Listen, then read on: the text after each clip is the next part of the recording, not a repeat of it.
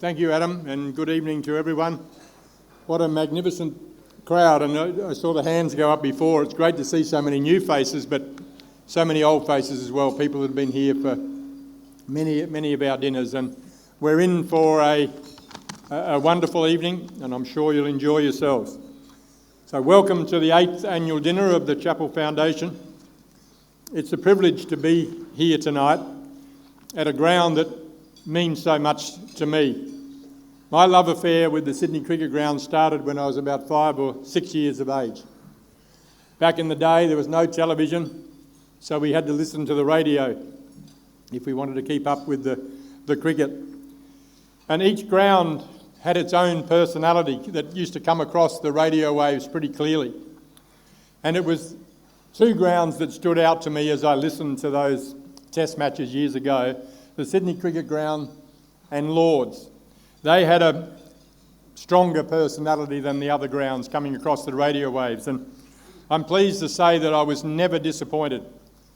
First time I arrived at the Sydney Cricket Ground, the love affair got stronger. I just loved the feel of the ground. I was just down in the dressing room with some people in Trent Copeland before, talking about some of our experiences in those dressing rooms, and the history of this ground comes through very strongly when you're in those dressing rooms, and it doesn't get any weaker for me. During my career, the Sydney Cricket Ground, my love affair only got stronger and stronger, and it was rounded off for me with my last test match being here over 40 years ago. In fact, Dennis and I played most of our test careers pretty much together, and we virtually started together and finished together. And finishing together on this ground with our great mate Rod Marsh is still a very strong memory for me. With these functions, the 7 that we've had before this, and our sports sleep-outs that we've had on this ground, has brought a different kind of meaning for me, one not etched in runs or wickets, but in hope, community and a shared purpose.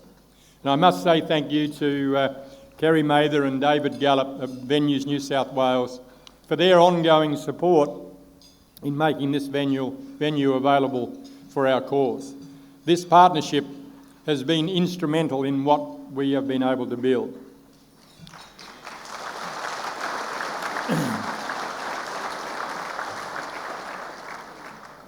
Cricket involvement through charities is pretty strong.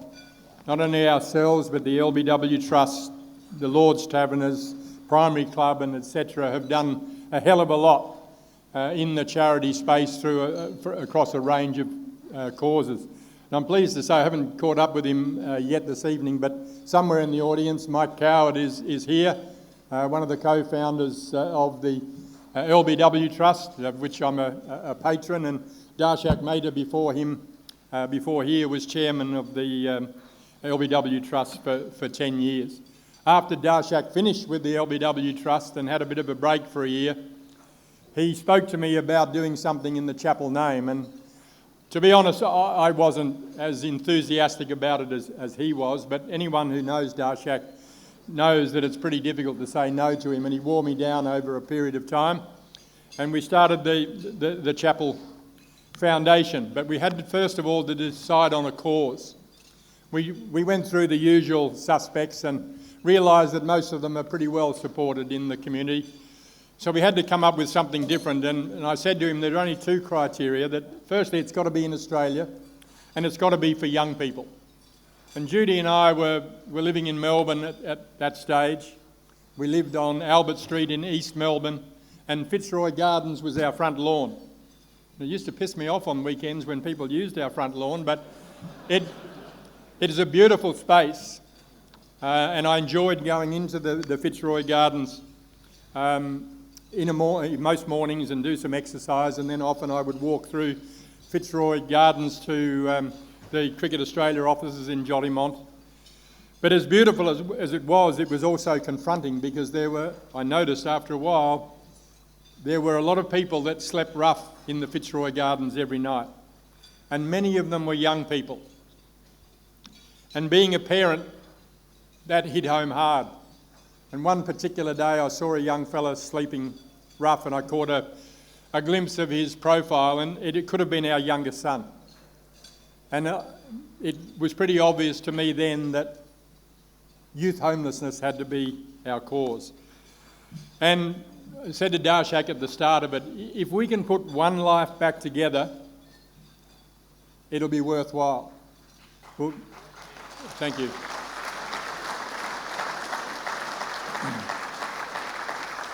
And it has been worthwhile, and we've been very lucky that we've been able to support hundreds of young people over the 7 years that we've been going. And the fact that there are over 40,000 young people in Australia that haven't got a place to call home, and many of them haven't got a roof over their head, is just tragic.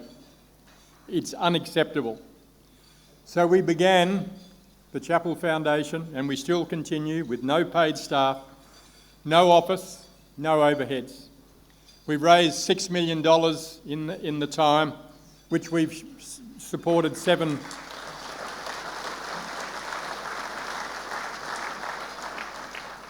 charities who actually do the real work.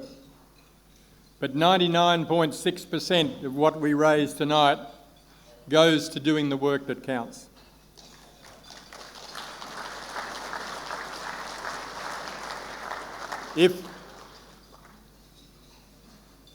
When we're looking at charities that we support, we're looking for charities that aren't receiving a lot of support, aren't receiving government support, and not receiving as much support as they need from the community, and also that are abstemious like ourselves. Tonight, apart from Dennis and myself, we have as well as Dennis and myself, we have 8 patrons.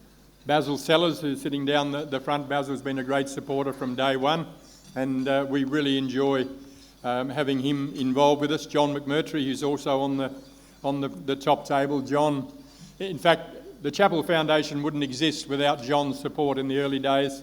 He helped us get set up, and he provides great support still financially every year. The Honourable John Howard, I saw John before in the distance, a great supporter. He's come to every one of these dinners, I think, and a great cricket man. Cricket tragic, I think they call you, John. But a wonderful supporter as well, and wonderful to see you here as well. Lisa Wilkinson and Peter, her husband. Peter's been a great support, but great to see you here, Lisa. James Sutherland, I noticed James before, down on the table. And Greg Borer, one of our new patrons, has made a dash back from Europe, where he's ensconced his son in boarding school over there and watched him play some cricket. So Greg, thank you for your support and making the dash back. I'm sure it'll be all worthwhile. But every one of them great achievers in their own right. John Singleton, unfortunately, couldn't be here tonight. Pat Rafter is one of our patrons as well, and a great financial supporter through his own charity. His Excellency, Mr. Junkie Rahman and Mrs. Junkie Rahman are here with us again. I'll make mention of Todd Greenberg. I saw Todd in the distance, but I didn't get a chance to get to Todd, but just taken over as the new CEO of Cricket Australia. So well done, Todd, and good luck in your role. And you've got your 2 predecessors here as well, in Nick Hockley and, of course, James Sutherland we mentioned before. Thank you to Adam Spencer for taking on the job again. It's a big role. It's nice to see that you've worn one of your jackets tonight, so we'll hardly notice you in the background. And of course, my great mate Dennis, thank you for coming. Made the trip from Perth. He and Helen, pretty reserved and quiet. It's amazing to see the Dennis Lilly that performed on the arena, and he was an extrovert and a half. But the real Dennis Lilly is a pretty quiet, unassuming fella. But to make the trip from Perth, I remember years ago when we were playing, making the comment to Dennis and Rod, how do you do it? Travelling all the way across the country from Perth, and you have to keep going back there. And they both told me that what a great place it was to live and a great place to be. And I said, I believe all of that, but it's a pity it's not in Australia. A special call out to our board. As I said before, every one of them is a volunteer.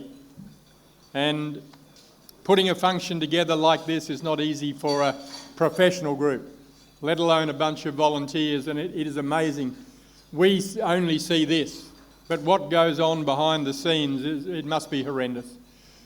Brilliantly led by a chairman, Darshak. I won't say too much more about him because he'll talk about himself later. And I certainly don't want to blow up his tyres any more than they already are.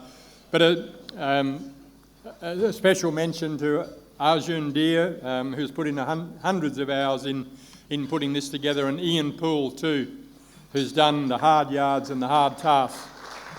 Thank you. Despite indifferent health. But thank you sincerely for your continued support, your compassion and your belief in a fairer Australia. Your presence here tonight sends a powerful message to young people across the country. You are not invisible and you are not alone. Let's continue to make a difference. Thank you very much.